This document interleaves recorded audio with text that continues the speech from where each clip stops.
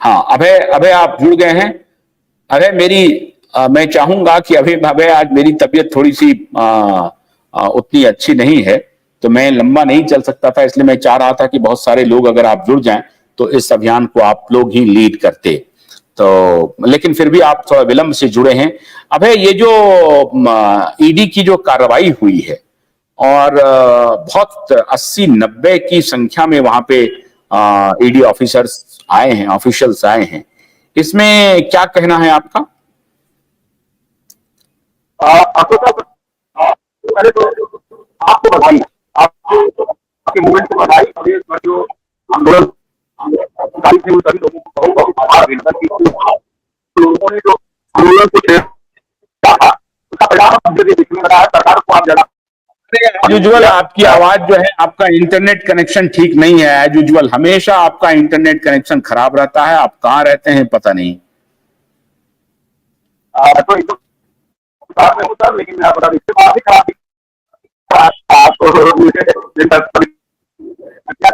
मुझे मोबाइल बदल दी, लेकिन फिर भी अगर आवाज थोड़ी आ रही है सर, तो मैं अपनी बात कहूँ कि देश भर के लोगों को सबसे बड़ी बात ये है कि सरकारों ने पूरी तरह संज्ञान में ले लिया और आपके आंदोलन का नतीजा रहा, जिसके कारण आज वर्तमान परिस्थितियां देख रहे हैं। अगर ईडी और सीबीआई की इतनी कार्रवाई हुई है तो निश्चित तौर से देश के निवेशकों के लिए बहुत दुखद परिणाम। यही हमारी कार्रवाइयों का तो वो सिलसिला चल रहा है कि आने वाले दिन में योगी का बडोजर सारा था कि भी जाने वाला।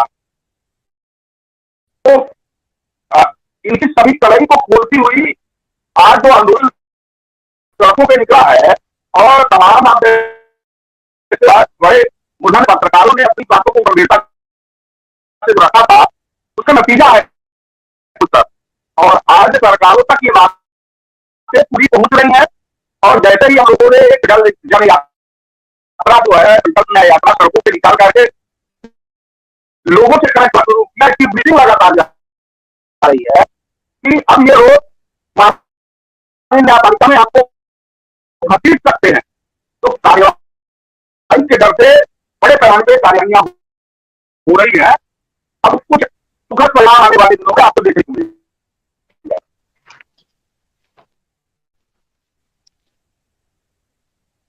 अभय जी की बात बिल्कुल समझ में नहीं आई। वो क्या बोले, आम बोले, इमली बोले, वही सुने होंगे। मैं उनको बार बार बोलता हूं कि आप अपना नेट की कनेक्टिविटी ठीक कीजिए। इतने दिन से आप लोग आते हैं, मोबाइल को सीधे रखते हैं। मैंने कहा आप उसको हॉरिजॉन्टल ऐसे करिए, आप लैंडस्केप मोड में करिए मोबाइल को। खैर कोई बात नहीं, आप जुड़ गए हैं। सतीश जी बोलिए, ये जो कार्रवाई हुई है वो उसका क्या मतलब है? अनम्यूट कीजिए खुद को। सर जी आवाज आ रही है? जी बिल्कुल आ रही है, आपकी आवाज तो पक्का आती है, बहुत बढ़िया आती है। लाइव में जुड़े हुए सभी साथियों का हार्दिक स्वागत, अभिनंदन।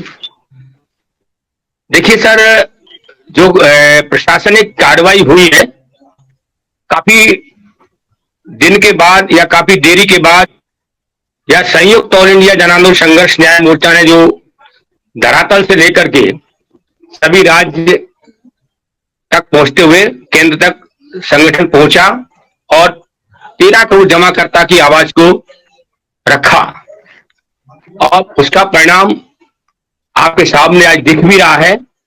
अब कितना सही है कितना गलत है वो तो आगे आने वाले समय बताएगा, लेकिन हम तो आशा ऐसी करते हैं कि 13 करोड़ पीड़ित जमाकर्ताओं का निदान हो।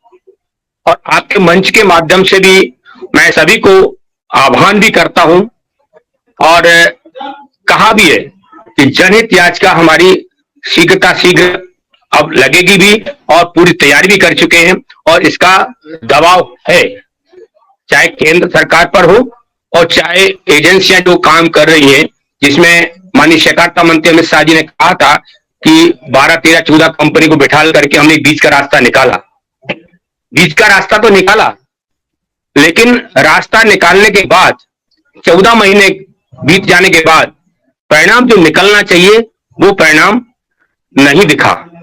लेकिन ऐसा मुझे विश्वास भी हो रहा है और लग भी रहा है कि जो लखनऊ में ईडी की रेड पड़ी है और जो प्रशासनिक कार्रवाई कर रही है, भारत सरकार जागती तो है पर दबाव पड़ने के बाद ही जागती है और इसका परिणाम सुखद और अच्छा निकलेगा, इसे ऐसा मैं अपने आप में सोचता हूं, पूर्ण विश्वास भी है। बाकी जो अभी सच्चाई ईडी की है, सतीश जी, जो बड़े जी सतीश जी एक मिनट सतीश जी, जब पीआईएल की बात हुई थी और उसके बाद से ही देखिए, जब पीआईएल की बात हुई तो सरकार चौकन्ना थी। आपको याद होगा कि चुनाव के दौरान आपके कई साथियों को नजरबंद किया गया। नजरबंद जब किया गया, हमको याद है अभयदेव शुक्ला को नजरबंद किया गया, दिल्ली में जो आपके संगठन के प्रभारी थे उनको नजरबंद किया गया, और मेरी खुद बात हुई उस दौरान आप लोगों से कि किस प्रकार से इनको नजरबंद किया गया। इसका मतलब सरकार को यह लग रहा था कि आप लोगों का जो संगठन है, जिस प्रकार से आप लोग यूनाइटेड फाइट कर रहे हैं ऑन दी स्ट्रीट, उससे सरकार को नुकसान हो सकता है, पार्टी को नुकसान हो सकता है। यह बात तो साबित हो गई थी।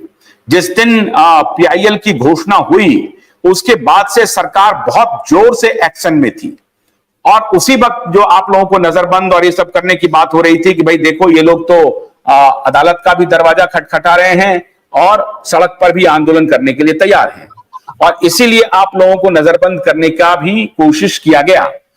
तो अब जबकि मैंने आपको उसी वक्त कहा था कि धैर्य रखिए, मैं आज भी इस बात को कह रहा हूं कि सहारा प्रबंधन भी अब पैसा देना चाह रही है। मैं आपको शिद्दत बहुत मजबूती से बता रहा हूं, मेरे विश्वस्त सोर्स बता रहे हैं कि सहारा प्रबंधन अब ये चाहती है कि इस वितंडे से बाहर निकलें। एक एक आदमी प्रबंधन के जो टॉप मैनेजमेंट के लोग हैं वो चाह रहे हैं कि निकलें, वो भी रास्ता ढूंढ रहे हैं। अब खाली ये देखना है कि सरकार इसको खाना पूर्ति ना करे। सरकार का जो ये दबिश है वो किसी और कारण से ना हो जाए, सरकार के ऊपर भी दबाव बनाए रखना है।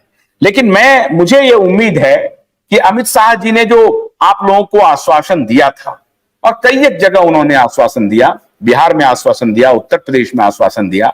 उत्तर प्रदेश में तो उन्होंने अखिलेश यादव जी को हेड ऑन लिया था कि आपके शासनकाल में ये सब कुछ हुआ था, आपके रहते हुए हुआ था, और सब लोगों को मालूम है मुलायम जी के और सहारा ग्रुप के रिश्ते के बारे में। तो ये कोई अनजान बात नहीं है, और रिश्ते रखने का सबको हक है, इसमें कोई, मैं इसे बुरा भी नहीं मानता हूं, लेकिन सबको मालूम है। मेरे कहने का तात्पर्य यह है कि ये जो ईडी का एक्शन हुआ है, इस ईडी के एक्शन से आपको सरकार पर भरोसा होता हुआ दिख रहा है, क्योंकि देखिए गठन हुआ है जून में, सरकार का गठन जून में, और जुलाई के पहले सप्ताह में ईडी का रेड। ये बहुत बड़ी बात है, ये छोटी घटना नहीं है। सतीश जी, आपको लगता है कि अमित शाह जी के ऊपर भरोसा करना चाहिए? देखिए सर, गन्ने की कड़ी बुनियाद, जिसे मराठी में खुडक्या और कुछ उत्तर भारत के क्षेत्रों में खुटकी भी कहा जाता है, उसे केवल भोलानाथ का 2-in-1 बैटरी ऑपरेटेड हार्वेस्टर कम ब्रश कटर आसानी से और बिना रुकावट के काट सकता है।